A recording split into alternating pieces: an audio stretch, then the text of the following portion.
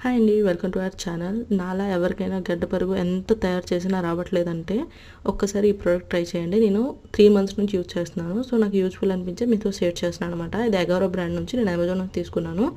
దీనిలో అయితే ఫస్ట్ ఇలా ఒక ప్లాస్టిక్ లిడ్ ఇచ్చి లోపల ఇలాగా ఒక గిన్నె ఇస్తాడనమాట. స్టీల్ది, అది స్టెయిన్లెస్ స్టీల్ది. ఫస్ట్ అయితే పెరుగు ఎలా చేయాలో ప్రాసెస్ చూపిస్తాను. ఫస్ట్ మనం ఏదైనా మిల్క్ తీసుకోవాలి. దీని కెపాసిటీ వచ్చి 7.50 ml అనమాట. అదే 750 ml వరకు మిల్క్ పడుతుంది.